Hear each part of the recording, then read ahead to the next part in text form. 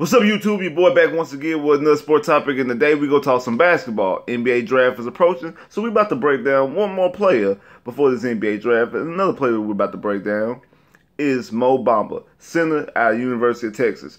Mo Bamba is a 7'1" center with a 7'10" wingspan, which is the largest wingspan ever recorded from the NBA draft. NBA combine. So he broke the record for the longest wingspan, 7 foot 10 inches wingspan. He averaged 12.9 points per game, so basically 13 points per game, 10.5 assists a game.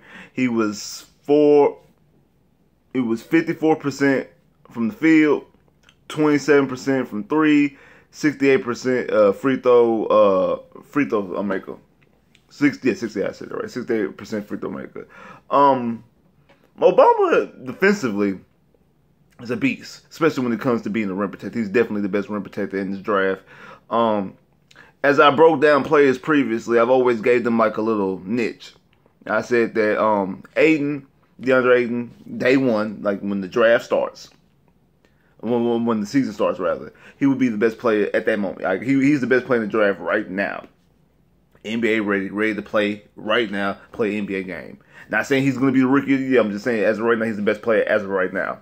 I think Michael Porter Jr. 5 years from now could definitely be a top 5 player. I do think that Trae Young, with the skill set that he has, definitely could be a elite floor general.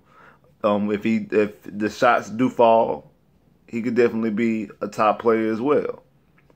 Mo Bamba, like I say, has the potential to be a huge defensive piece, a huge defensive presence, kind of like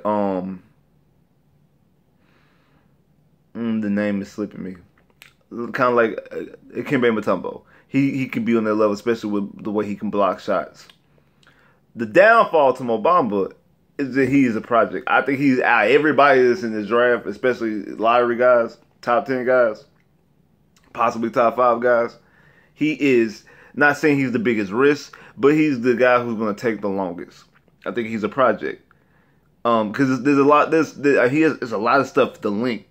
The defensive intelligence, the ability to block shots, like all those things. The want to. He's already showed you the way that he says he's been soaking up. Yeah, he's been around Embiid. Joel Embiid's been hanging out with Joel Embiid, been with Joel Embiid's trainer, soaking up information. He has the shot development. The way he shoots the ball, he will become a good shooter when it comes to in the NBA level. He's not one right now. That's why I say it's going to be a project. It's going to take him some time. Michael Porter Jr., I don't think Michael Porter Jr. is a project. I just think that because of his back injury and he's still not 100%, that's going to take him some time. But I don't think him, and also he didn't get a chance to play college basketball. So we do need to see him play another year.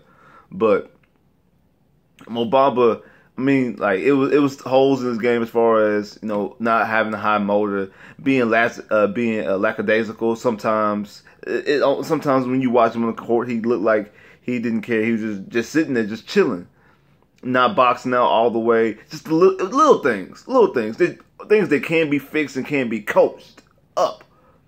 But I do think it's going to take him a while to get there, especially when it comes to shooting, because he has the form. It's just not there yet. It's just not ready right now. I'm not saying he's a bad player, a bad prospect. I think he's actually going to be a very decent player. At the very least, he will be. At the very least, I think he has the capability of being a solid center in the NBA. Probably a perennial all-star maker. I'm not saying he's an all-star. Because especially coming from the 5 position, I do think he will be able to do those things in the future. But also the caveat that he's also a very small frame, slight frame. And when you get to playing against people like Anthony Davis, Greek Freak, Embiid now, Ayton is going to be in the same class with him. Like I said, Ayton got those big muscle shoulders.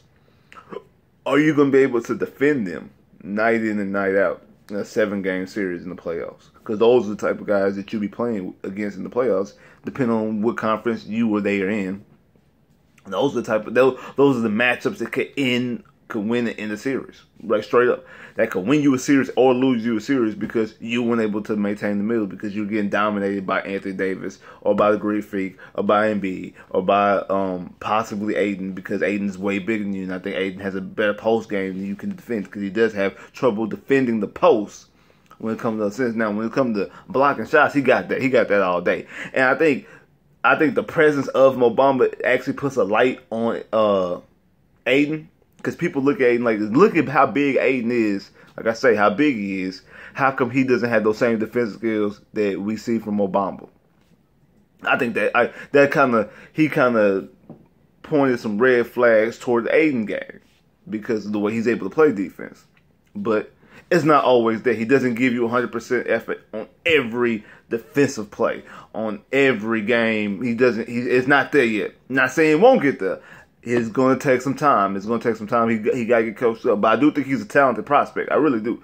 I do think he's a talented prospect. As a Magic fan, will I like him on the Magic? Yeah, I like him on the Magic. But not over Trae Young and not over Michael Porter Jr. potentially, because I do think that those two have a bigger chance of being superstars and help elevate this team than Mo Bamba would. But I wouldn't be surprised if the Magic would take him because of the link situation. You know, they took Thon Maker and Greek Freak, the same general managers. They took them as the general managers in Orlando, and you see that first thing they took Jonathan Isaac, who is not a 7-footer, but more than likely will be a 7-footer because he's right there at the edge. Like he's like 6'11" and a half, or 6'11" or 6'11". Like he's right there on the edge, and he's not finished growing yet because the kid is only 19. So Mo Bamba's 20. And then he said that the doctor told him and his mom on record on multiple occasions, and the doctor told him that you're going to have you a 7-footer on your hands. So he's more than likely will be a 7-foot or very close to that 7-foot range. So they do like Lincoln for him to have that and for Mo Bamba to have that long wingspan. He can cover a lot of ground, and he can actually guard the wing. He can come out and guard the perimeter. He's not just stuck in the inside. He can guard multiple positions.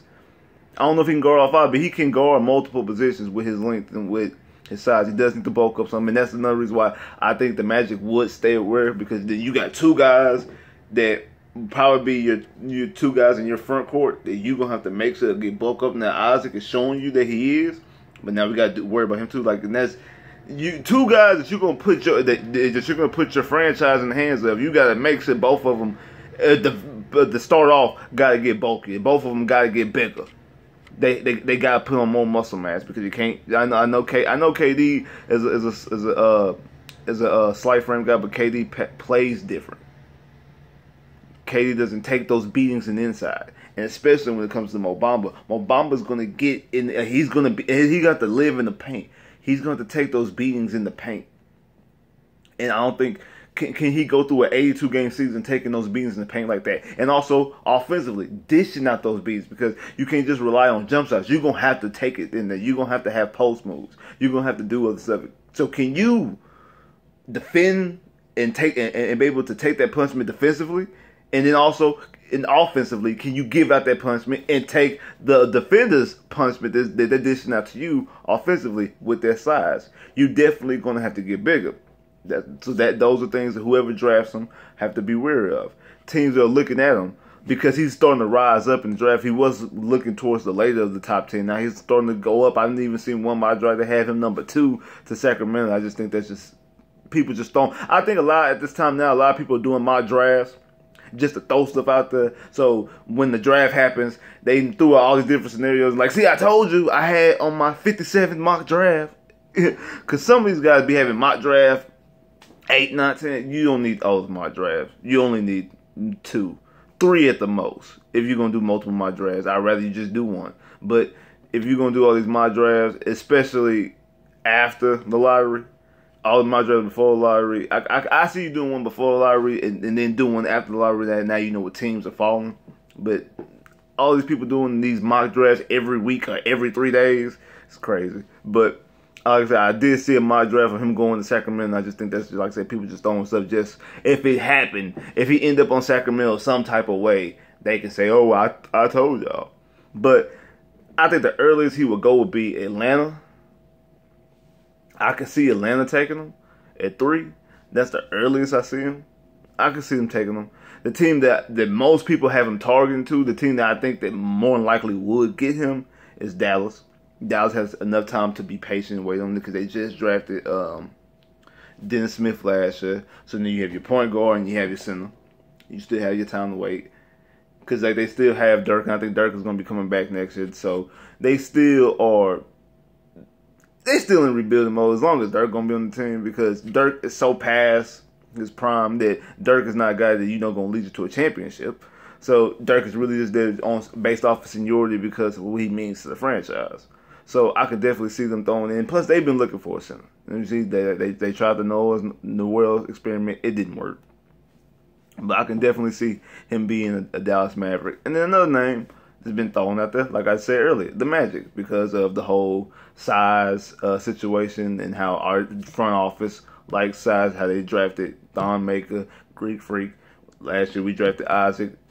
They could be looking at him, and he's already been on record saying, I know that Orlando likes lengthy guys. Luckily for me, I have a lot of length.